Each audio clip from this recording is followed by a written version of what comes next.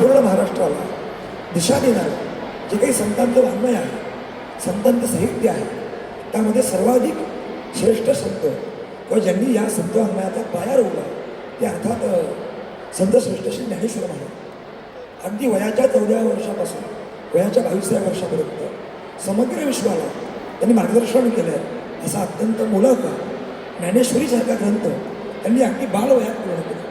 ते मला असं वाटतं की मुलांना योग्य शिक्षण, योग्य संस्कार जर बालवयात द्यायचे असतील तर त्या मुलांना मात्र बालसंस्काराशी निबंध करत. आणि याच परिसंवादावरती संवाद साधण्याकरता आपल्यासोबत आहेत संत श्री ज्ञानेश्वर महाराज संस्थांचे प्रमुख विश्वस्त आदरणीय डॉक्टर भावार्थ महाराज देखणे. माझ्या डाव्या बाजूला जे आहे ते अर्थात ज्ञानेश्वरीचे उत्तुंग अभ्यास आणि आळंदी संस्थांचे विश्वस्त आदरणीय श्री योगी निरंजनाथ महाराज. माझ्या उजव्या बाजूला आहेत ते आदरणीय श्री उमेश महाराज बागडे. महाराष्ट्र शासनाने एक उपक्रम केला आहे आणि लक्ष्मीबाई आत्मप्रशिक्षण विभाग या विभागाच्या अंतर्गत, या योजनेच्या अंतर्गत राज्यातल्या 23,000 शाळांमध्ये आदरणीय उमेश महाराज मुलांना बालसंस्कार आणि शिक्षण हा विषय शिकवतात. आणि आपल्यासोबत एक विशेष बालकीर्तनकार जे आहेत ते आदरणीय आमच्या सगळ्यांचा लाडका आमचा विद्यार्थी वीर प्रताप महाराज. ही लाल वयामध्ये उत्तुंग कीर्तन करता येतं, अभ्यास करता येतो. या अनुषंगाने काही प्रश्न जे तुमच्या मनामध्ये आहेत ते मी या सगळ्यांशी संवाद साधणार आहे. खरं तर हा संवाद आहे आणि मुळातच आपल्या परिसंवादाला उशीर झाला, पण तरी देखील याचे आम्ही काही 4 घटक केले. अगदी 10-10 मिनिटामध्ये म्हणजे अगदी प्रत्येक मांडणीवर 5-5 मिनिटामध्ये त्याच्यावरती प्रकाश टाकतील आणि पुढच्या गोष्टीमध्ये आपण जाऊ. मुळात संत साहित्य आणि बालसंस्कार हे पाहायला गेलं तर आता सध्या सगळ्यांना पुढे जे विद्यार्थी बसले त्यांना कळणं अपेक्षित आहे की नेमकं संत साहित्य म्हणजे काय. मला वाटतं की ह्याचा आवाका मोठा आहे, पण अगदी साध्या आणि सोप्या शब्दामध्ये मला वाटतं की याची सुरुवात आपण करूयात. आदरणीय डॉक्टर भावार्थ महाराज देखणे विनंती करेन की संत साहित्य नेमकं काय आहे आणि याच्यामध्ये नेमके काय प्रकार पडतात ते आपण कृपया उद्योग करावं. जयाचेने आठवे शब्दसृष्टी अंगवे सारस्वत आगवे जिव्हे सिये नमो ज्ञानेश्वरा निष्कलंका जयाची गीतेची वाचिता टीका ज्ञान होय लोका अतिभाविका ग्रंथार्थ. महाराष्ट्राची दैदिप्यमान परंपरा आणि ही परंपरा प्रत्येकाच्या घरापर्यंत जे घेऊन गेले ते कीर्तनकार, प्रवचनकार, व्याख्याते, लेखक यांच्या चरणावरती त्यांना नतमस्तक होतो. व्यासपीठावर बसलेले सगळे मान्यवर त्यांच्या चरणाशी नतमस्तक होतो, आपल्या चरणाशी नतमस्तक होतो. आणि मला जो प्रश्न आत्ता पहिल्यांदा विचारला अक्षय महाराजांनी की नेमकं संत साहित्य म्हणजे काय. महाराष्ट्राला दैदिप्यमान संतांची परंपरा लाभली, संत कृपा झाली, इमारत फळाली, ज्ञानदेवे रचिला पाया, उभारिले देवालया, नामातयाचा किंकर जेणे केला हा विस्तार, जनार्दन एकनाथ थांब दिला भागवत, तुका झालासे कळस भजन करा सावकाश, बहिणी म्हणे फडकती ध्वजा, निरूपणा केले होत्या, ज्ञानदेवे रचिला पाया, उभारिले देवालया. ज्ञानदेवांपासून सुरू झालेली ही परंपरा तुकाराम महाराज निळोबारायांपर्यंत येऊन पोचली. डॉक्टर देखणे सर नेहमी सांगायचे संत साहित्य म्हणजे नेमकं काय. तर ज्ञानेश्वर माऊली हे ज्ञानाचं आगर आहे, ज्ञानाचं सागर आहे, ज्ञानाचं प्रतीक आहे. तुकाराम महाराज हे भक्तीचं प्रतीक आहे. नामदेवराय हे प्रेमाचं प्रतीक आहे. नाथ महाराज हे शांतीचं प्रतीक आहे आणि गाडगे बाबा हे क्रांतीचं प्रतीक आहे. ज्ञान, भक्ती, शांती, प्रीती आणि क्रांती ही समाजमूल्य ज्या ठिकाणी एकवटतात ना त्या ठिकाणी महाराष्ट्राची समग्र संत परंपरा उभी राहते. ज्ञानेश्वर माऊली हा महाराष्ट्राचा श्वास आहे, आचार्यात्री म्हणायचे, आणि तुकोबारा हा महाराष्ट्राचा निश्वास आहे. श्वासात जसं चैतन्य आहे तसं निश्वासात चैतन्य आहे. लक्षात घ्या, ज्ञानोबा तुकाराम, ज्ञानोबा तुकाराम 2 शब्द उच्चारता क्षणी लक्षावधी वारकरी आनंद तेथीचा मुक्या शिवाचा, भैरे ऐकती कानी रे, आंधळ्याशी डोळे पांगुळ्याशी पाय, तुका म्हणे वृद्ध होती तरणी रे, नाचत नाचत जाई रे पंढरी, विठ्ठल रखुमाई पाहू रे. कशाचाही विचार न करता मला जेवायला काय मिळेल, राहायला कुठे मिळेल, कशाचाही विचार केला जात नाही. कितीही प्रतिकूलता असली तरी त्याला अनुकूलतेची जोड दिली जाते आणि खऱ्या अर्थाने आनंदाचा ठेवा पांडुरंगाच्या माध्यमातून उपभोगण्यासाठी हे 2 शब्द खूप होतात. त्यामुळे संत परंपरा जर का म्हटली, मी नेहमी सांगतो एकच फक्त शेवटचं वाक्य सांगतो, संत नसतं तर कदाचित आम्हाला भगवंत कसा हेच कळलं नसतं. सुंदर ते ध्यान उभे विटेवरी करकटावरी ठेवून या कोणी सांगितलं? संतांनी सांगितलं म्हणून आम्हाला कळलं. राजस सुकुमार मदनाचा पुतळा कोणी सांगितलं? संतांनी सांगितलं म्हणून आम्हाला कळलं. त्याही उपर आनंद अद्वय नित्य निरामय जे का निज देह योगियांचे तो आनंद तत्व अद्वय नित्य निरामय हे तत्वदर्शन कोणी सांगितलं? संतांनी सांगितलं. म्हणून संतांनी आपल्यावरती अनन्यसाधारण उपकार जे केले ते उपकार एवढे मोठे की संत नसते तर कदाचित महाराष्ट्र म्हणून राहिला नसतं. संतांमुळे हे राष्ट्र महान झालं, एवढं महाराष्ट्राचं आणि या संत परंपरेचं अद्वय नातं आहे. आणि शेवटी एवढंच सांगतो की मामासाहेब दांडेकर नेहमी म्हणायचे की अध्यात्म म्हणजे नेमकं काय? तर अंतिम सत्याच्या शोधार्थ जाताना अनुभवांचं केलेलं मंथन म्हणजे अध्यात्म आहे. वारी हे अनुभवांचं मंथन आहे. आज महाराष्ट्रामध्ये एकही गाव नाही 43,000 गावांपैकी जिथे ज्ञानेश्वरी वाचली जात नाही, जिथे गाथेवरती पारायण होत नाही, जिथे कीर्तन होत नाही, प्रवचन होत नाही. त्यामुळे हे सगळं अनुभवांचं मंथन करत करत करत खऱ्या अर्थाने महाराष्ट्राला अध्यात्माचा शोध लागला, तो संत साहित्याच्या माध्यमातून. म्हणून संत साहित्य आणि अध्यात्म हे खऱ्या अर्थाने महाराष्ट्रामध्ये एकरूप झालं असं आपण म्हणू. खरं तर मला वाटतं की अत्यंत मोजक्या शब्दामध्ये संत साहित्याचं नेमकं वैशिष्ट्य काय आहे आणि त्याचं गाभा नेमका काय आहे ते देखील सगळ्यांनी सांगितलं. पण त्याच्यापुढे मनात एक प्रश्न येतो की आता तुम्ही जी नावं घेतली अगदी ज्ञानोबा ते तुकोबा या सगळ्या संतांना या समाजाकरता नेमका काय प्रभाव आहे, तर या मुलांकरता त्यांच्या साहित्याचा नेमका काय उपयोग आहे हे अगदी थोडक्या शब्दात आम्ही योगी तुम्ही सांगा.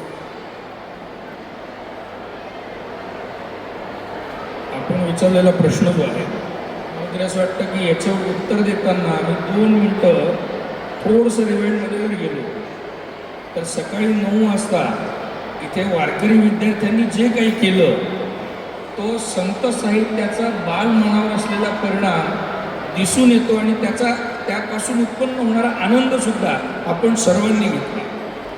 आता जसं मान्य डॉक्टर साहेबांनी सांगितलं की ज्ञानोबा ते तुकोबा विषय होता बालसंस्कार आणि संत साहित्य.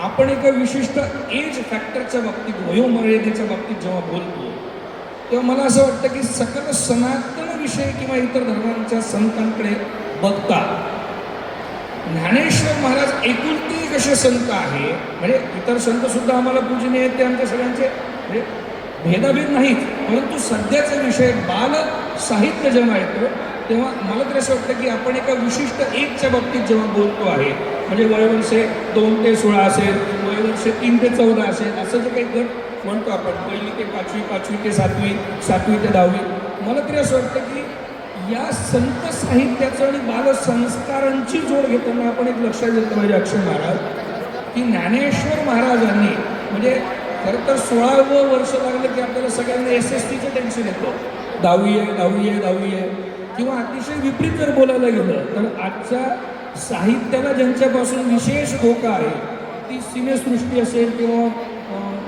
फेसबुक व्हॉट्सअप असेल, याच्यात एक शब्द चालतो बरं का 16वं वर्ष धोक्याचं.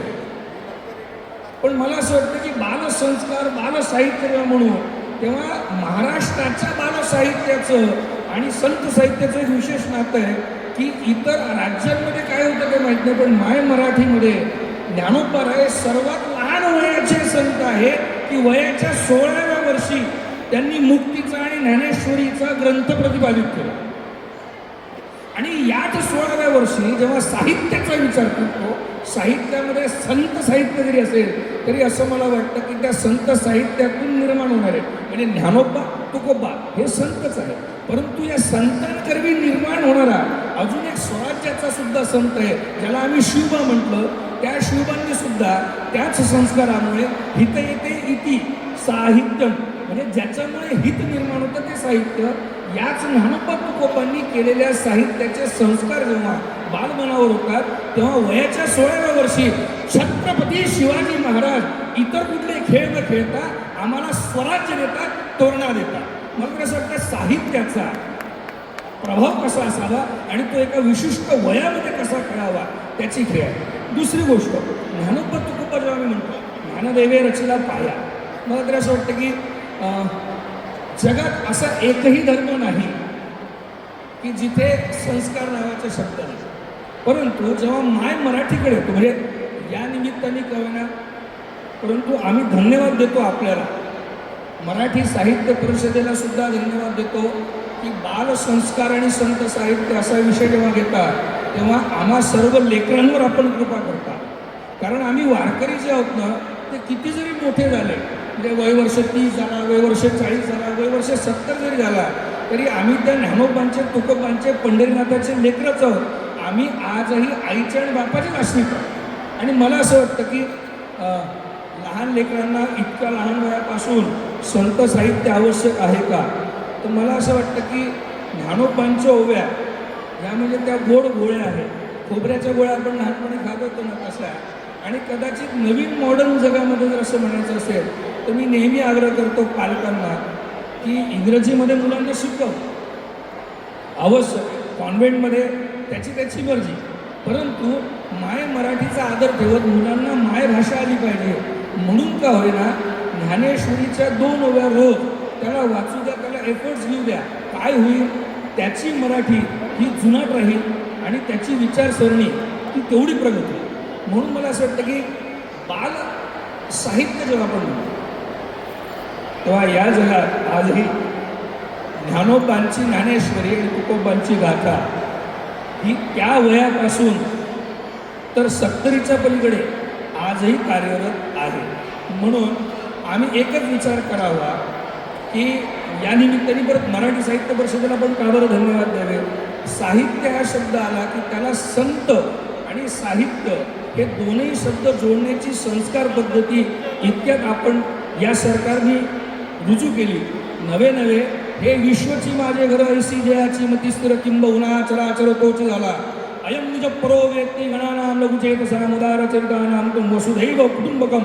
विश्वाची मराठी जेव्हा पसायदानातून प्रगट होते आणि त्या विश्वाच्या मराठीला जेव्हा नाशिकमध्ये विश्व साहित्य संमेलन होतं तेव्हा त्या मराठीला सुद्धा संताचा, साहित्याचा, बालमनाचा, निरागसतेचा स्पर्श आपण तेवढ्याच उंचीवर गेलेल्या परंतु पवित्र आणि निष्कलंक असलेल्या शांतीब्रह्म मारुती महाराजांच्या सत्कारातून दाखवून दिलं की आपण जेव्हा लहान होतो, बालसमान होतो, तेव्हाच आपण एनलाइटनमेंट आणि रिअलायझेशनवर जातो.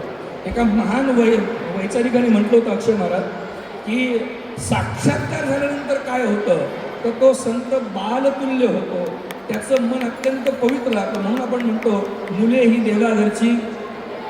आणि म्हणून असं म्हणतात की लहानपणी जर समजा व्यवस्थित संस्कार झाले, मला अजूनही 2 नावं आठवतात जे विश्वामध्ये फेमस आहेत, मी कम्पेअर करत नाही, पण आपण आपल्या मुलांवर संस्कार करताना we need to refer consciousness.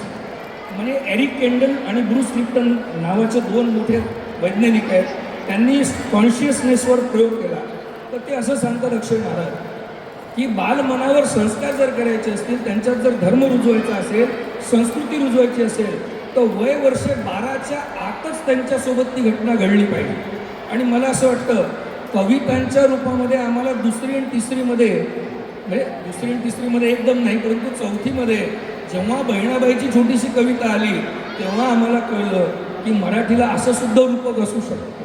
म्हणजे या निमित्ताने कविना संतांकडून उधार घेतलेली कविता आहे बरं का. गीतंसुद्धा जे आहेत, जे बालगीतं असतात ते बालगीतंसुद्धा गीतेमधून उधार घेतलेले आहेत. त्यामुळे बालसंस्कार आणि संत साहित्य हा विषय मराठीमध्ये, विशेष करून मराठीच्या संस्कृतीमध्ये नवलाचा नाही. हां, आपण तो घेतला आणि या प्रकाराने याही साहित्य संमेलनाला, बालसाहित्य संमेलनाला कुठेतरी एक नवीन विषय दिला, त्याबद्दल आपले अक्षय धन्यवाद मानतो. खरं तर संतांची वैशिष्ट्य आदरणीय भागवताजींनी सांगितली आणि साहित्य योगीजींनी सांगितलं. आपला तो विषय आहे संत साहित्य आणि बालसंस्कार.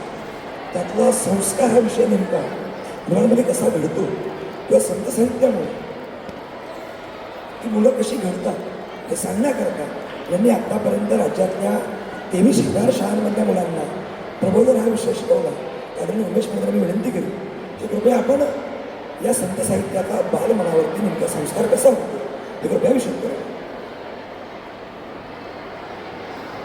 मी प्रथमतः मराठी भाषा विभाग, महाराष्ट्र राज्य आणि त्याचे मंत्री आणि सर्व पदाधिकारी यांना मनपूर्वक धन्यवाद देतो की आपण प्रथमच बाल मराठी संमेलनाचं आयोजन केलं आणि त्या बाल मराठी संमेलनाच्या आयोजनात आपली जी संतांची साहित्याची भूमिका आहे ती मुलांच्यापर्यंत पोचवायला आपण विसरला नाही, त्याबद्दल मी पुन्हा एकदा अक्षयजींचे आणि पुन्हा सगळ्यांचे मनपूर्वक आभार या ठिकाणी व्यक्त करतो. दोन मान्यवरांनी आपले अत्यंत प्रभावी विचार या ठिकाणी मांडले आहेत आणि माझ्याकडे म्हणून अक्षय महाराजांनी जो विचार दिला आहे तर तो संत साहित्याचा संस्कार. आपल्या मराठी साहित्याची निर्मितीच ज्ञानेश्वर महाराजांनी वयाच्या 16व्या वर्षी केली आहे. म्हणजे की आपलं मराठी सारस्वत एका 16 वर्षाच्या मुलांनी समृद्ध केलं आहे. त्यांचं नाव ज्ञानेश्वर महाराज आहे. हे आपण कधीही विसरता कामा नये. आपल्या संस्कृतीशी नाळ जोडून आपण जर समाजाचं हित लक्षात ठेवलं आणि समाजाच्यासाठी आपण कार्यान्वित झालो तर मग आता विश्वात्मके देवे अशी भावना मनात उत्पन्न होते आणि मैत्र जीवांची ही भावना कृतीत उतरते. याचं दिग्दर्शन ज्ञानेश्वर महाराजांनी 12व्या शतकात केलं. मग हा संस्कार किंवा संतांचं साहित्य मुलांपर्यंत घेऊन जाताना त्यांना संत साहित्याचा मूळ विषय जो आहे तर तो आपल्या जीवाकडून शिवाकडे जाणार आहे. म्हणजे जीवनमुक्ती हा संत साहित्याचा अंतिम ध्येयाचा बिंदू आहे. पण तो मूल्यांच्या वरती किंवा संस्कारांच्या वरती जर मुलांवरती उतरवायचा असेल तर त्यांना त्यांच्या भाषेत सांगितलं पाहिजे. ज्ञानेश्वर महाराजांनी आपली भाषा आणि आपलं वक्तव्य कशा पद्धतीने असावं हे सांगताना मराठीचा गौरव केला आहे. माझा मराठाची बोलू कौतुके पै अमृतातेही पैजा जिंके ऐसी अक्षरे रसिके मिळवीन. आणि ज्ञानेश्वर महाराजांनी आपल्या समोर बसलेल्या श्रोत्यांना मनाचं अधिराज्य आपल्याकडे खेचून घेण्यासाठी जे शब्दसौष्ठव जे शब्द माधुर्य निर्माण केलं तर ती निवडलेली भाषा मराठी होती. आणि त्या मराठीतून ज्ञानेश्वर महाराजांनी विद्यार्थ्यांपर्यंत, त्यांच्यासमोर विद्यार्थी कोण होते तर त्या ज्ञानदेवांच्या समोर बसलेले विद्यार्थी त्या काळात या समाजातल्या वेगवेगळ्या विभागातली माणसं होती. आणि म्हणून ज्ञानेश्वर महाराजांनी त्यांच्याशी संवाद करताना संवाद फळ निदाने हा शब्द वापरला की आपलं जर संवाद कौशल्य जर उत्तम असेल तर ते कोणालाही कुठल्याही वयोगटाला उत्तम पद्धतीने सांगता येतं.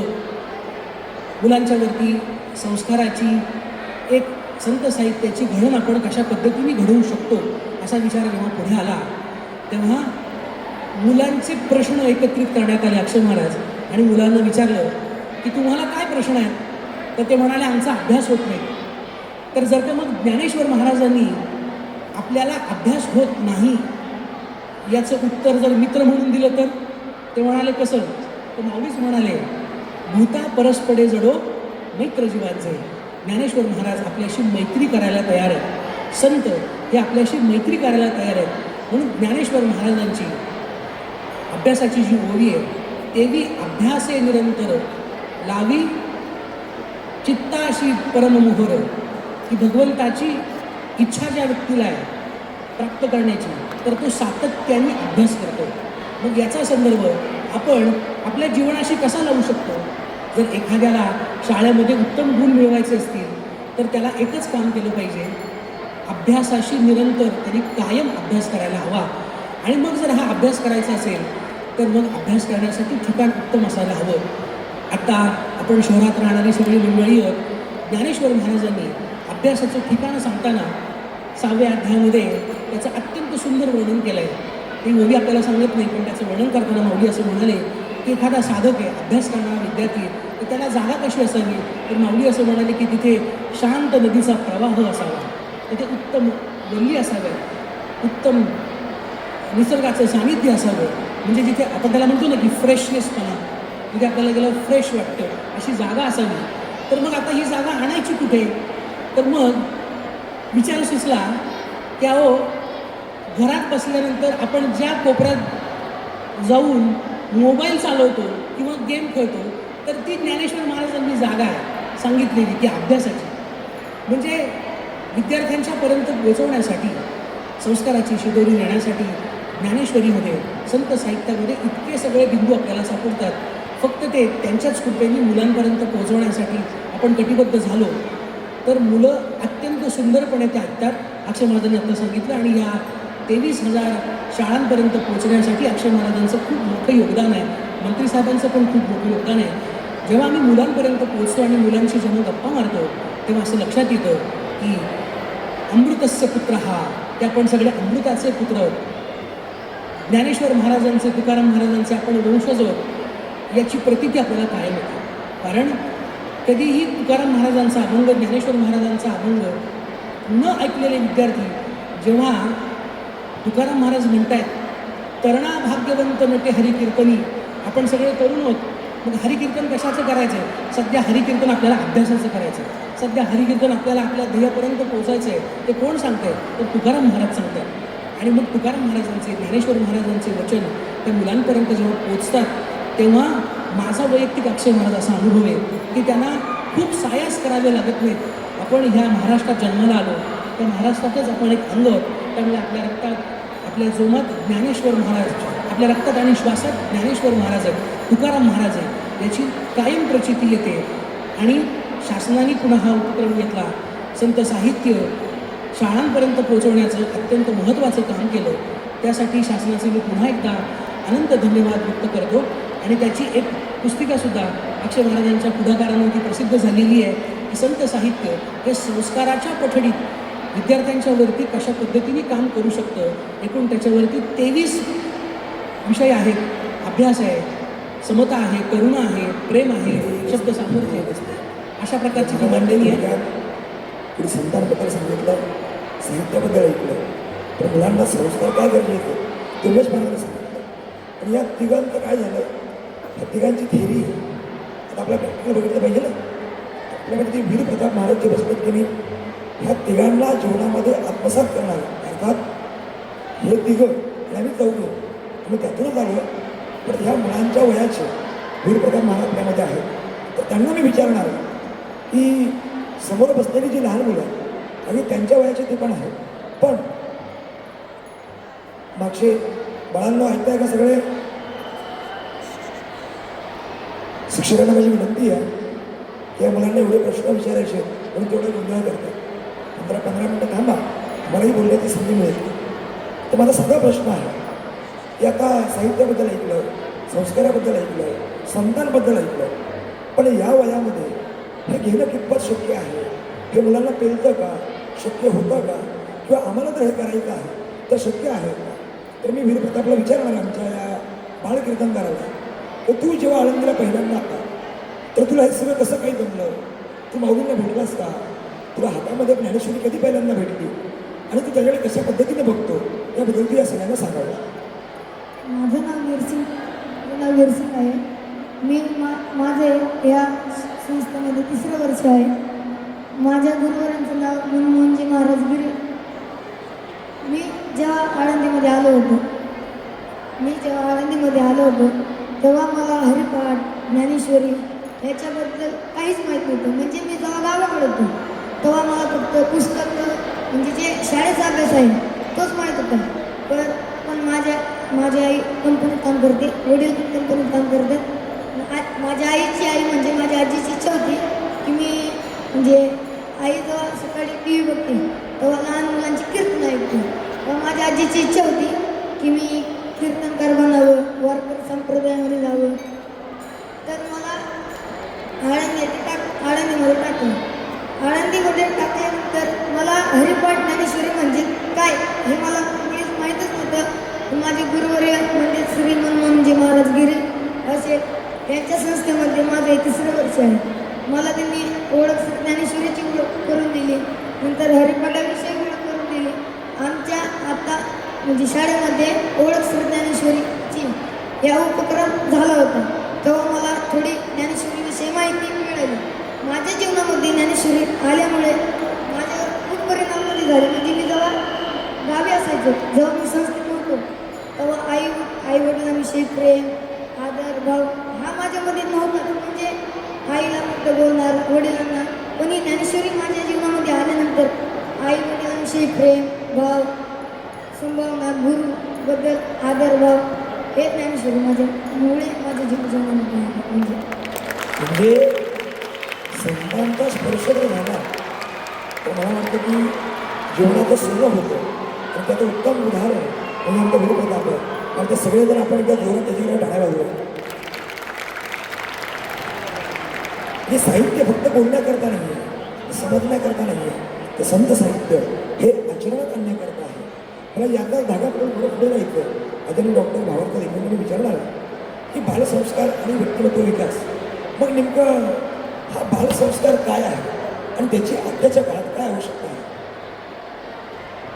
मुळात संस्कार हा शब्द काय आहे हे समजून घेणं महत्त्वाचं आहे. बालसंस्कार बालसंस्कार बालसंस्कार किंवा संस्कार हे आपण तीनदा चारदा सारखं आपण बोलतोय. संस्कार म्हणजे काय? एखादी गोष्ट पुन्हा पुन्हा करत राहणारे संस्कार असं म्हणतात. जसं वारकऱ्यांचा संस्कार काय? पंढरीची वारी, वारी चुकवून येते हरी. वारी म्हणजे काय? जायचं आणि परत यायचं, ती चक्कर मारायची, सातत्याने करायची. साध्य पांडुरंग, पण साधना वारी. लक्षात घ्या, साधना जी असते ती पुन्हा पुन्हा करायची असते, तेव्हाच ती साधना साध्याच्या रूपात जाते किंवा तिथपर्यंत जाते. वारी पुन्हा पुन्हा करायचे तेव्हा तुम्हाला पांडुरंग भेटतो. तसं संस्कार पुन्हा पुन्हा त्या त्या गोष्टी करत राहणे याला संस्कार असं म्हणतात. एकदा केलं संपलं संस्कार झाला असं म्हणता येत नाही, पुन्हा पुन्हा करायचं. मग अभ्यास काय? तर अभ्यास हा एक संस्कार आहे. माऊलींनी सांगितलं, म्हणून या अभ्यासाशी काही सर्वथा दुष्कर नाही, या लागे माझ्या ठाई अभ्यासे मिळत. बालसंस्कार काय आहे? तर एखादी गोष्ट म्हणजे आज अभ्यास केला, उद्या केलं नाही, नंतर परीक्षेच्या वेळेस आदल्या दिवशी केला, ह्याला संस्कार म्हणत नाही. सगळ्या लहान मुलांसाठी सांगतो. वारकरी संप्रदायाचं प्रतिनिधित्व करणारा आमचा बालकीर्तनकार इथं आहे. त्यांची जर का दिनचर्या आपण पाहिली तर सकाळपासनं रात्री 9 वाजेपर्यंत त्यांची दिनचर्या तुम्ही समजून घ्या. आपण फक्त शाळेत जेव्हा जातो तेव्हा शाळेमध्ये 12 ते 5 एवढी शाळा करतो, पण ही मुलं पहाटे 4 वाजता उठतात. संस्कार कशाला म्हणतात लक्षात घ्या. 4 वाजता उठतात, पकवाज खांद्यावर घेतात आणि इंद्रायणीच्या काठी पकवाजाची प्रॅक्टिस करत बसतात. 1 दिवस केला, 2 दिवस केला असं नाही. थंडी असली तरी येतात, उन्हाळा असला तरी येतात, पाऊस पडत असला तरी झाडाच्या आडोशाला बसून ते प्रॅक्टिस करतात. त्याच्यानंतर त्यांची सकाळच्या काकडाच्या अभंगाची प्रॅक्टिस असते, भजनं शिकवतात, ज्ञानेश्वरींच्या ओव्या शिकवतात, त्याच्यानंतर तुकाराम महाराजांचे अभंग शिकवतात आणि मग ते शाळेत जातात. शाळेतून आल्यानंतर ते स्वतःचं शाळेतला अभ्यासक्रम जो आहे त्याचा अभ्यास करतात आणि संध्याकाळी हरिपाठ म्हणून झोपतात. म्हणजे माझ्याकडे अनेक अशी घरं आहेत ज्या ठिकाणी हरिपाठ म्हणला तरच जेवण मिळतं, हरिपाठ नाही म्हणला तर जेवण मिळत नाही. माझ्याही घरी अक्षय महाराज देवघरामध्ये आपण जी रांगोळी काढतो देवाच्या पुढे, तर आमच्या वडिलांनी एक संस्कार आम्हाला लहानपणापासून दिला होता. तो संस्कार असा होता की रांगोळी काढताना कसलीच रांगोळीचं डिझाईन काढायची नाही, तर ज्ञानेश्वरीची ओवी लिहायची. ती ओवी जोपर्यंत पाठ होत नाही तोपर्यंत ती ओवी पुसायची नाही. पाठ झाली, वडिलांना बोलून दाखवली की मग माझी आई ती ओवी पुसायची. हे करण्यासाठी माझी आईसुद्धा ज्ञानेश्वरीचा अभ्यास करायची की कुठली पुढची ओवी असावी. म्हणजे संस्कार जे असतात ना ती एक सायकल आहे, ही आज केली उद्या संपली असं नाही. संतांनी आपल्यावरती काय संस्कार केले? एक सर्वात महत्त्वाची गोष्ट अशी आहे की ज्ञानग्रहण जे आहे ते शब्दप्रमाणाच्या माध्यमातून करता येते. संतांनी आम्हाला सांगितलं म्हणजे प्रत्यक्ष प्रमाण, अनुमान प्रमाण, तिसरं शब्द प्रमाण. जे आम्हाला समजत नव्हतं, जे आमच्या कवेच्या बाहेरचं होतं, आमच्या बुद्धिमत्तेच्या बाहेरचं होतं, ते संतांनी ग्रंथांच्या माध्यमातून शब्दांच्या रूपामध्ये कैद केलं. ते ज्ञानेश्वरीच्या माध्यमातून किंवा गाथेच्या माध्यमातून किंवा रामायणाच्या माध्यमातून किंवा भारुडांच्या माध्यमातून हे सगळं आमच्यापर्यंत आलं. का आलं? कारण आम्हाला ते अध्यात्माचे संस्कार द्यायचे होते. आज माझं कीर्तन ऐकल्यानंतर उद्या तुम्ही विसरून जा. आपण म्हणतो कीर्तनाला गेलात हो छान झालं, काय अभंग घेतला होता? 90% प्रेक्षक म्हणतात ते महाराजाला माहिती नाही, पांडुरंगाला माहिती. आपल्याला अभंगसुद्धा लक्षात राहत नाही, ही आजची अवस्था आहे. मग हे जे ग्रंथ दिले आज लक्षात घ्या, 750 वर्ष होऊन गेली, पण ज्ञानेश्वरीची गोडी अजूनसुद्धा तितकीच आहे, ती कमी झाली नाही. हा मुलगा ज्ञानेश्वरीच्या सान्निध्यामध्ये किती फुलला आहे, किती फुलला आहे आपण पाहता आहात. मोबाईलचं अतिक्रमण कितीही झालं, सोशल मीडियाचं अतिक्रमण कितीही झालं, तरी मी नेहमी म्हणतो महाराष्ट्रातला सर्वात मोठा सोशल इन्फ्लुएन्सर कोण आहे योगीजी? तर तो पंढरपूरचा पांडुरंग आहे. त्या सोशल इन्फ्लुएन्सरच्या हाताखाली ही सगळी संत मंडळी रुजू झालेली आहे आणि त्या पद्धतीने खऱ्या अर्थाने महाराष्ट्र सक्षम करायचं काम ते करत आहेत. म्हणजे बालसंस्कार काय तर पुन्हा पुन्हा ती गोष्ट त्यांच्या मनावरती ठसवणं, त्या गोष्टींचं त्यांच्या मनावरती अधिराज्य करणं हे कोणी केलं तर हे संतांनी केलं, आपल्या साहित्याने केलं. एखादी गोष्ट चुटकुला ऐकला संपला, गोष्ट ऐकली संपली, पण इथं हरिपाठ दररोज म्हणायचं आहे, इथे ओव्या दररोज म्हणायच्या, तरच ते संस्कार आपल्यावरती होणार आहेत. आणि एक लक्षात घ्या, माझी आजी म्हातारपणी भात वाढल्यानंतर म्हणायची की अरे तूप वाढायचं विसरली मी. जे आयुष्यभर तिने केलं ते सुद्धा ती विसरायची. पण तिला जर का सांगितलं आजी तुझ्या लग्नामध्ये कुठला दागिना केला होता गं, ती सगळ्या दागिन्यांची नावं भराभरा सांगते ना, ते ती विसरत नाही. म्हणजे वयाच्या 22व्या वर्षी 16व्या वर्षी जो दागिना घातला त्याचं नाव ती विसरत नाही, पण काल केलेलं किंवा 2 मिनिटापूर्वी केलेली क्रिया ती विसरते का, कारण त्या क्रियेविषयीचं तिचं मन आहे ना ते त्याच्यात रत नसतं तेव्हा, कारण ती आता वेगवेगळ्या भूमिकेमध्ये काम करत असते. पण ज्या वेळेस तिच्यासाठी तो दागिना महत्त्वाचा होता त्यावेळेस तिला दागिना जेव्हा मिळाला त्या दागिन्याचं महत्त्व तिला आत्तापर्यंत आहे, वयाच्या 90पर्यंत, 85, 86, 87 वर्षापर्यंत. तसं ह्या वयामध्ये जर का ते संस्कारांचा दागिना त्यांना मिळाला तर त्यांच्या आयुष्यभर तो दागिना लक्षात राहणार आहे. लक्षात घ्या, त्याच्यासाठी हे बालकुमार साहित्य संमेलन आहे आणि ह्याच्यासाठी मी पुन्हा एकदा संयोजकांचे खूप खूप आभार मानतो. म्हणजे मला असं वाटतं की लहानपणी हे सगळी लहानपणी बसतील की नाही, आम्ही खेळ खेळायचो, वाळूचा ढिगारा घ्यायचा, अगदी पाय टाकायचा, नंतर माती करायची आणि गुफा बनवायची. तर मला एक गोष्ट आठवते आपल्या सगळ्यांकडे, जोपर्यंत मातीचा चिखल असतो की नाही त्याची मूर्ती करतात, पण कधी माती ओली असेल तर मुलांना संस्कार द्यायचे असतील तर जोपर्यंत मुला बाल आहे, लहान आहे, तोपर्यंत संस्कार देता येतील. एकदा का ती माती अर्थात आपल्या डोक्याची माती होण्याच्या आधी जर आयुष्यात मुलांना संस्काराचे मोती नाही भेटले तर मग निश्चित मला वाटतं की आयुष्यात खूप काही हाताशी लागायचं राहून जातं. तर मग शेवटी कळतं काय, लहानपणी संस्कार भेटले पाहिजे होते. मला वाटतं की आमच्या एक गुरुवारी येत असं सांगायचं काय, एक मुलगा होता, लहानपणी वर्गात पेन्सिल घेऊन यायचा, पट्टी घेऊन यायचा, वह्या घेऊन यायचा. आई पण सांगायची वा वा पेन आणला, पेन्सिल आणलं, बरं झालं, घरात 4 पैसे खर्चायचे वाटत. पण शेवटी मात्र एक दिवशी त्या मुलाने आपल्या आईचा खून केला आणि मग शेवटच्या क्षणी त्या आईला विचारलं की तुमच्या मुलाने तुमचा खून केला, तुमची हत्या केली, ते का घडलं. तर त्या आईने उत्तर दिलं की आयुष्यभर माझा मुलगा चुकीचा वागला, पण माझं त्याच्यावरती प्रेम असल्यामुळं मी त्याला कधीही ओरडली नाही, कधीही त्याला एखादी कानशिलात लावून दिली नाही. आता तर दुर्दैव आहे की शिक्षकांनाही मुलांना ओरडता येत नाही. का बरं, तर मुलांना ओरडले की तक्रार होते आणि केसेस होतात. पण अक्षय महाराज, मी थोडंसं विषयांतर नाही करत, पण एकच फक्त विषय मांडतो. ज्या वेळेस आत्ता तुम्ही जी कथा सांगितली, एक चित्रकार होता, अतिशय सुंदर चित्र काढलं त्यांनी, आणि त्या चित्रकाराला आयुष्यामध्ये एक चित्र असं काढायचं होतं ज्याच्यामध्ये क्रौररस पण असेल आणि निरागसता पण असेल. त्याच्यासाठी तो अनेक ठिकाणी गेला. त्याने ठरवलं की कंस हातामध्ये कृष्णाला धरलं आहे आणि तो आता आपटतोय असं आपण चित्र काढू. त्याच्यामध्ये कंस होता क्रौररस आणि कृष्ण होता निरागस. हे काढण्यासाठी तो म्हणला कंसाची क्रौरता कुठे मिळेल म्हणून तुरुंगात गेला. तुरुंगामध्ये त्याने अनेक लोक पाहिले ज्यांनी खूप मोठं क्राईम केलं होतं. त्यामधल्या काही लोकांना त्यांनी बघितलं आणि त्यातला एक गुन्हेगार जो होता त्याचं चित्र काढलं. अतिशय क्रौररस त्याच्यामध्ये होता चेहऱ्यावरती. खूप दिवस झाले त्याला निरागसता त्या मुलाची कुठे मिळेना. खूप शोधाशोध केली. शेवटी एका बऱ्याच वर्षांनी 10-15 वर्षांनी तो एका झोपडपट्टीत आला. झोपडपट्टीत आल्यानंतर त्याला एक मुलगा दिसला. तो म्हणला हाच तो बाल निरागस कृष्ण, म्हणून त्याचं चित्र काढलं. ते चित्र काढल्यानंतर त्यांनी त्या तुरुंगाचा जो अधीक्षक होता त्याला तो दाखवायला गेला की बघा तुमच्याकडचा जो गुन्हेगार आहे त्याचं मी कंसाचं चित्र काढलं आणि या निरागस मुलाचं चित्र काढलं, असं हे सगळं सुंदर चित्र झालेलं आहे.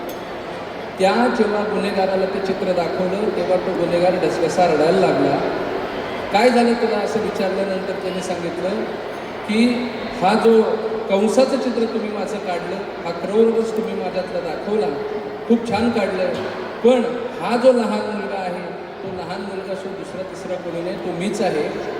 माझ्यावरती जर का लहानपणीचे संस्कार झाले असते तर आज त्याचं परिवर्तन होऊन किंवा पर्यावसन होऊन मी कंस झालो नसतो, मी तो लहान निरागस मुलगाच राहिलो असतो. म्हणून संस्काराचं फार महत्त्वाचं विषय. म्हणजे अगदी निरागसतेपासून तेवढ्यापर्यंत जर आपण गेलो तर निरागसतेमध्ये संस्कार मिळाले तर खूप काही चांगलं घडू शकतो. मला पुढचा प्रश्न हा की आदरणीय योगीजींना की संत साहित्यामध्ये समता आहे, सत्यता आहे, अहिंसा आहे, प्रेरणा आहे, या सगळ्या गुणांचा किंवा सगळ्या मूल्यांचा नेमक्या या विद्यार्थ्यांवरती कसा परिणाम होतो त्याबद्दल आपण सांगितलं. काय आहे, आपण इथे जो विषय मांडलेला आहे तो आहे बालसंस्कार. बालसंस्कार आणि त्याच्यासोबत संत आणि साहित्य जोडलेलं. बालसंस्कार हा तुमच्या घरातला विषय बरं का. मम्मी, पप्पा, आजी, आजोबा, नाना, नानी, दादा, दादी, मी, माझं. पण संत साहित्य हा शब्द जेव्हा जोडतो आपण तेव्हा त्याची व्याख्या बृहद होते. म्हणजे नागरिक शास्त्र तुम्हाला शिकवलं जाईल, पण नागरिक शास्त्रामध्ये काय शिकवलं जाईल? कसं वागावं, कसं नाही, खरं बोलावं, खोटं बोलावं, भूमिती शिकवल्या जाईल, काटकोण, त्रिकोण, विशाळकोण आणि मग आजकाल ते काय दृष्टिकोन काय, हे सगळं बोलण्याचं भाग. संत साहित्य आणि बालसंस्कार जेव्हा आपण जोडतो ना तेव्हा आपल्याला सर्वात पहिले मी सर्व विनंती करतो, सर्वांनी 1 मिनिट हे पूर्ण सभागृह पाहावं. 2 पिढीमधल्या शैक्षणिक भागाचा फरक आपल्याला इथे दिसून येईल. वरिष्ठांनी टाळ्या वाजवाव्या. आपण ही पहिली पिढी आहोत, म्हणजे मी बोलेन ही शेवटची पिढी आहे बरं का. कान देऊन ऐकावं. बाल संस्कार आणि साहित्य ही शेवटची पिढी आहे की मायबाप म्हणजे लेकरं मायबापाला भिकत आहे, ही शेवटची पिढी आहे. आणि ही पहिली पिढी आहे की मम्मी पप्पा पोरांना भिकत. काय झालं की मला अजूनही असं वाटतं की परत आपण एकदा सर्वांनी लक्षात घ्यावं की जे आम्ही चौघही बोलतोय ना, या 4 तत्वांचा खरा जर माप असेल कुठे तर ज्याच्या आयुष्यात कधी घरापासून संस्कार नव्हते, आई वडील हे लाडाचे असतात बरं का, त्यांच्या पुरतं काय असतं, त्यांचं पोरगं मोठं व्हावं. परंतु संत साहित्य असा शब्द जेव्हा जोडतो तेव्हा ते संत साहित्य त्याही बालावर संस्कार करतात आणि त्याला सुद्धा मोठा करायचा प्रयत्न करतात. याचं जिवंत उदाहरण वीरसिंग महाराज. घरात कुठलीही स्त्री नाही, घरात कुठलीही परंपरा नाही, परंतु या जगाच्या मातेने, म्हणजे मला असं वाटतं माझं लग्न झालेलं नाही बरं का, याच्यासाठी सुद्धा एकदा टाळ्या होत्या. पण जेव्हा अक्षय महाराज म्हणतात तर कसं, अक्षय महाराज म्हणले मला प्रत्येक यशस्वी पुरुषाच्या पाठीमागे एक स्त्री असते आणि असं म्हणल्यानंतर ते मुद्दाहून माझ्याकडे पाहतात. मग मी म्हणत असतो हो अक्षय महाराज फार जपून ऐका, प्रत्येक यशस्वी पुरुषाच्या पाठीमागे स्त्री असते आणि माझ्या पाठीमागे सुद्धा एक स्त्री आहे आणि त्या स्त्रीचं नाव आहे माऊली महाविष्णू ज्ञानेश्वर महाराज. अहो हे संत साहित्य जर नसतं, हे संत साहित्य जर नसतं तर वीरसिंग आज कीर्तनाला उभा राहिला नसता. त्यांनी त्याच्या घराची शेतीची परंपरा वाहिली असती. मला अजून एक म्हणणं आवडतं, संत साहित्य हा शब्द जेव्हा जोडतो ना तेव्हा लहानपणापासून त्या मुलांना खरं कॉम्पिटिशन काय आहे ते कळतं. म्हणजे मी सोशल मीडियाला कुठेही दगा देणार नाही, फटका देणार नाही. कारण कोरोनाच्या पहिले जे मोबाईल दुष्ट होते कोरोनामध्ये ऑनलाईनमध्ये त्यांनीच शिकवलं. माझा कुठेही विरोध नाही. आणि विशेष म्हणजे आता तर मोबाईलवर सुद्धा संत साहित्य यायला लागलेले. मला तंत्रज्ञानाला कुठेही विरोध नाही. परंतु एकच गोष्ट सांगतो, आयुष्यात सातत्य. एका फार मोठ्या फुटबॉल प्लेअरला विचारलं, वा, एका फुटबॉल प्लेअरला विचारलं की तू तुझ्या आयुष्यामध्ये सक्सेस रेट कसा कायम ठेवला गेला. एका टॉपमध्ये येते, पॉडकास्ट म्हणतो, त्यांनी सांगितलं की मी रोज सराव करतो, रोज प्रॅक्टिस करतो. आता या उत्तरामध्ये काही नाविन्य नाही, पण जेव्हा खोलवर जाल तेव्हा कळेल की आजकाल बालसंस्कार आणि संत साहित्य जेव्हा म्हणतो तर जे टाकीतच नाही ते नळात कुठे नाही. आजकाल शाळांमध्ये सुद्धा मशीन तयार करणं चालू असं माझं मत. मी संत साहित्य म्हणत असताना नुसतं संत या शब्दाला व्याख्या करत बसत नाही. आज मला एक सांगा, भारतीय संस्कृती होती, आमची मराठी संस्कृती होती की कोणाला चुकून जरी लाग लागली तरी आम्ही काय करायचो, आणि मुलांना सांगायचो पायात किडे पडतात. आता फक्त खोकलल्यानंतर, शिंकरल्यानंतर आणि शिंक आल्यानंतर आम्ही काय म्हणतो, एक्सक्यूज मी. आम्ही पाया पडणं विसरलो. आजही आमच्या घरात कोणी आलं तर आम्हाला असं वाटतं की त्यांनी ट्विंकल ट्विंकल लिटल स्टार म्हणावं आणि आम्ही कुठल्या शाळेमध्ये किती मोठी फी देतो आहे हे आमचं प्रदर्शन बदललेलं आहे. आम्हाला अजून असं वाटतं बरं का की तुम्हाला जर तुमची पिढी सुदृढ करायची असेल आणि या बालांनी पुढे तुमच्या वृद्धापणामध्ये वृद्धाश्रम जर दाखवायचं नसेल, आजपासून या मुलांना मोठेपणाची किंमत दाखवा, त्यांना झुकवणं शिकवा, वाकणं शिकवा. अहो नमस्कार बंद झाले त्यामुळे वंदन बंद झालं आणि वंदन बंद झाल्यामुळे चंदन लागणं सुरू झालं.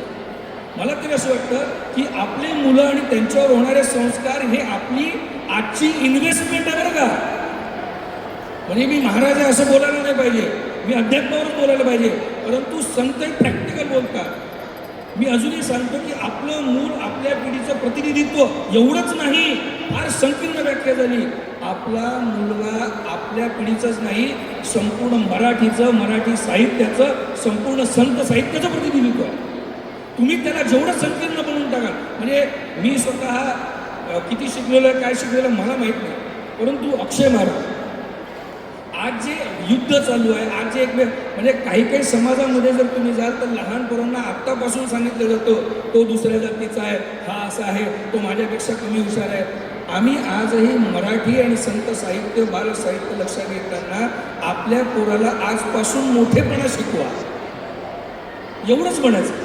तुम्ही एकमेकांशी वागून आजही तुमच्या घरामध्ये पाहुणे आल्यानंतर तुमचा मुलगा किंवा मुलगी त्याच्यासाठी पाणी जर घेऊन येत असेल तर मला असं वाटतं की त्या घरात संत साहित्य बरी नसेल, परंतु कुठेतरी वडील आणि आईचे संस्कार, आणि वडील आणि आईचे संस्कार कुठून येतील, त्यांनी काही वाचलं असेल तर ना. पहिले रांगोळी कशाला काढायला जायची, पहिले रांगोळी संगमरवरची नव्हती, चुन्याच्या भट्टीची नव्हती सर. पहिले रांगोळी ही तांदूळाच्या पिठाची होती. ती रांगोळी घरासमोर काढत असताना त्याचा उद्देश काय होता की चिमण्या याव्या आणि चिमण्यांनी ते तांदूळ खावे. आता आम्हाला वाघ दाखवायसाठी प्राणी संग्रहालय न्यावं लागतं.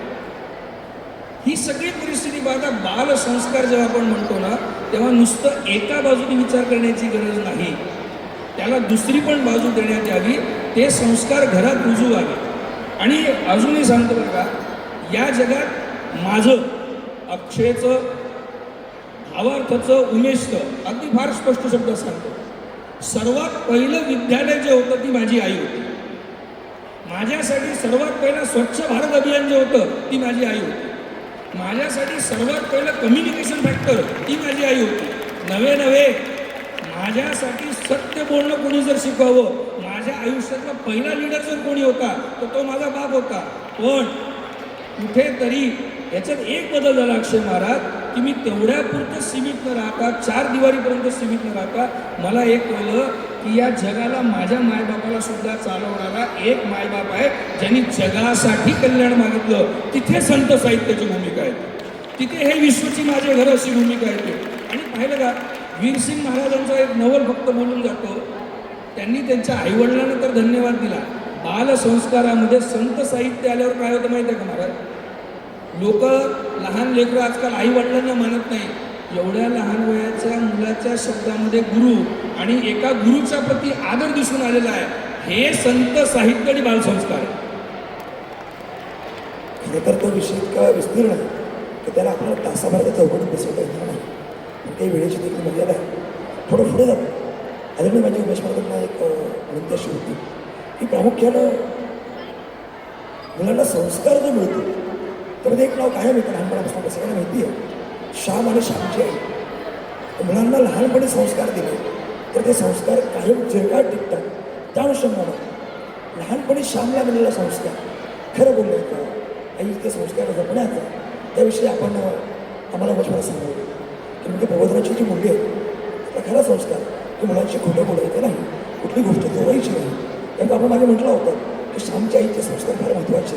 त्या अनुषंगानं आपण म्हणजे काय सांगा की संत साहित्याचे संस्कार, लहानपणी आईने दिलेले संस्कार मुलांवर कसे परिणाम करतात. उमेश महाराज.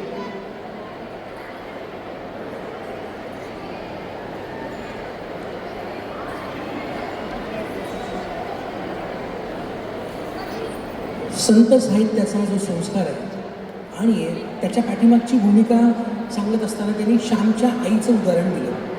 श्यामची आणि श्यामचा जो एकूण संवाद आहे तो आपल्या सगळ्यांना माहिती आहे. श्यामची आई आणि त्याचा संवाद जितका महत्त्वाचा आहे तितका संतांचा आणि आपला संवाद मला वाटतं अत्यंत महत्त्वाचा आहे. कारण की संत आपल्याशी जो संवाद करतात तर तो आई म्हणून करतात. आपल्याशी प्रत्येक गोष्ट ही हिताची असते.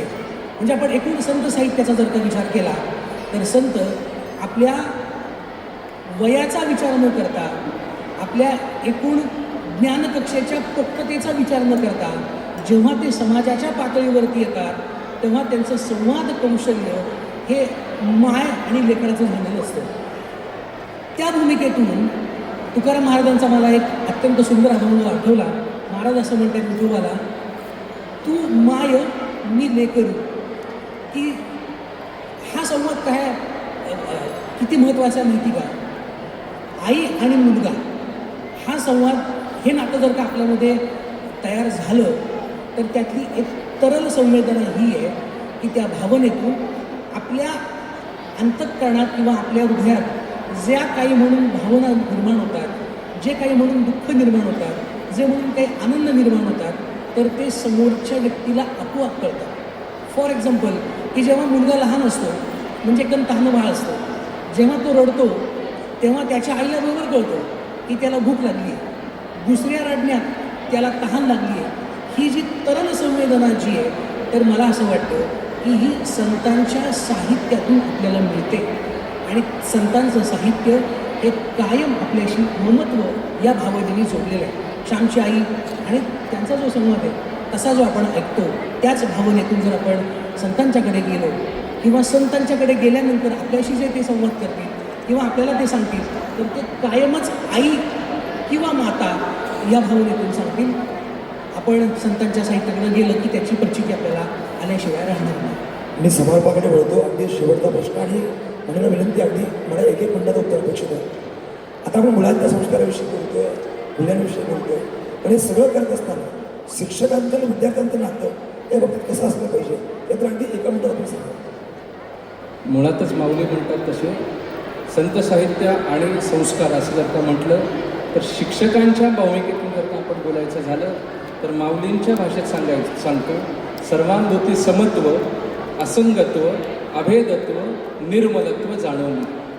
या 4 भूमिका जर का त्यांनी मुलांच्यामध्ये रुजवल्या तर संत साहित्य मुलांमध्ये रुजलं असं आपण म्हणून या ठिकाणी म्हणजे खरं तर असंगत्व, अभेदत्व, निर्मलत्व जाणवणे म्हणजे 4 शब्द आहेत ते. आवाका जर बघितला तर आपल्याला किमान 40 तास त्याच्यावरती बोलावं लागेल. तुमच्या प्रश्नात आदरणीय योगीजी, पालक आणि शिक्षक आणि यासोबत या मुलांना जर आपण शिक्षणात संत साहित्य दिलं तर काय परिवर्तन घडू शकेल? अगदी एका मिनिटात. काय झालं की आम्ही परत फक्त 2च मिनटं घेणार. आम्ही जेवढे महापुरुष आहेत ना त्या सगळ्या महापुरुषांच्या बाबतीत आम्ही एक गोष्ट म्हणतो की आजही एक व्याख्या अशी आहे की शिकलेली आई दर पुढे नाही. काय म्हणून मी तुम्हाला सांगितलं, सर्वात पहिले संत साहित्य ही बालसंस्काराची गरजेची गोष्ट नाही बरं का. पहिले संत साहित्य पालकांमध्ये आलं पाहिजे, त्यानंतर ते रुजू होईल. आणि म्हणून मी सांगितलं की सर्वात पहिले कॉमन एज्युकेशन आणि करिक्युलम ज्याला आपण म्हणतो अकॅडमिक एज्युकेशन, त्याला ॲडव्हॉक जर असेल काही तर ते संत साहित्य का बरं जोडावं? माझ्यासोबत समाजाने सुद्धा पुढे जायचं आहे आणि तो समाजाने पुढे जात असताना त्याला इतरांसोबत सुद्धा चांगलं वागायचं आहे. त्याच्यानुसार एक चांगला नागरिक तयार होतो आणि तो नागरिक काय करतो? स्वतःच्या कुळाचं तर आहेच आहे परंतु महाराष्ट्र धर्मात सुद्धा जागरण करतो. हे पालकत्व जे आहे नुसतं आईवडिलांपुरतं नाही, हे पालकत्व आपण समाजाच्या प्रती सुद्धा धारण केलं पाहिजे. एवढी लार्ज लेवलची व्याख्या निर्माण होते. म्हणजे खऱ्या अर्थानं मला असं वाटतंय की हे बालसंस्कार आणि संत साहित्य मुलांमध्ये पोचवण्याकरता मुलांचा अभ्यास इतका गरजेचा आहे की शिक्षकांचंही योगदान त्यात गरजेचं आहे. फक्त शिक्षक चालणार नाही, पालकांचंही तितकंच गरजेचं आहे. एवढंच सांगेन या सगळ्याचा सारभूत काय असेल तर संत साहित्य आणि बालसंस्कार तर योग्य वयात मुलांपर्यंत गेले तर मला खात्री आहे की भारताचा येणारा आगामी नागरिक तो भारताचं उज्ज्वल भविष्य असेल. म्हणजे जे भारतरत्न डॉक्टर APJ अब्दुल कलाम असतील, आदरणीय स्वामी विवेकानंद असतील आणि यासोबत संतांनी जो विचार मांडला होता की खऱ्या अर्थानं मुलगा घडतील तर देश घडेल, मुलं घडतील तर पिढी घडेल, मुलं घडतील तर राष्ट्र घडेल आणि राष्ट्र घडवण्याकरता या सगळ्या मान्यवरांनी ते विचार मांडले ते अत्यंत गरजेचे आहे. पण तेवढंच सांगेल या सगळ्यांना एक करण्याकरता या सगळा विचार शासनापर्यंत पोहोचवण्याकरता आता सारभूत विचार बाल मराठी संमेलनाच्या माध्यमातून शासनापर्यंत जाईल. आणि हे सगळं करत असताना मी विशेषत्वानं मराठी साहित्य संमेलन अर्थात मराठी भाषा विभाग असेल म्हणजे अधिकारी असतील. खरं तर इथे बाजूला व्यासपीठाच्या बाजूला आदरणीय आमच्या निलमताई आहेत, त्यांना विनंती करणार आहे की तुम्ही कधीही व्यासपीठावरती येत नाहीत, पण या सगळ्यांची एक इच्छा आहे आपण तुमच्या व्यासपीठावरती करता यावं. आपलं हे स्मरणसभा संपलेला आहे आणि या सगळ्या मान्यवरांच्या वतीने आम्ही आपल्या सगळ्यांना एक सामुदायिक फक्त एक गोष्ट व्यक्त करू इच्छितो की या परिसंवादाचा या संमेलनाचा तर सार काय असेल तर उद्याचं भारताचं उज्ज्वल भविष्य घडवण्याकरता जेव्हा जेव्हा इतिहास नोंद येईल की ही मुलं हे विद्यार्थी एकत्र आणण्याकरता सर्वाधिक परिश्रम कोणी घेतला असेल तर त्या या विभागाने घेतलेलाच आहे. पण आमच्या निलमताईंनी त्याकरता सर्वाधिक परिश्रम घेतला. याकरता आपण सगळे मिळून त्यांच्याकरता जोरदार टाळ्या वाजवूयात. आणि माझ्या माहितीनुसार आदरणीय ताई त्या कधीही व्यासपीठावरती जात नाही, त्यांचा तो स्वभाव नाही आणि त्या कधीच समोर जात नाही. पण आज आमचे जे वारकरी विद्यार्थी आले किंवा शाळांमधले जे विद्यार्थी आले मी ताईंना विनंती करणार आहे की आमच्या सगळ्यांच्या वतीनं आपण शासनाकडे पाठपुरावा करावा की या शालेय जीवनातल्या मुलांना बालसंस्कार आणि संत साहित्य हे शालेय अभ्यासक्रमात यावं याकरता आम्ही तर पाठपुरावा करतच आहोत. पण या परिसंवादाचा परिपाक काय तर आपल्या माध्यमातून हे आगामी काळामध्ये शिक्षणात येईल याची आम्हाला खात्री आहे. त्यामुळे या सगळ्यांच्या वतीनं पुन्हा एकदा जोरदार टाळ्या वाजवून आपण मान्यवरांचं आदरणीय ताईंचं आणि विशेषत्वानं या बाल मराठी संमेलनाचे आभार मानतो.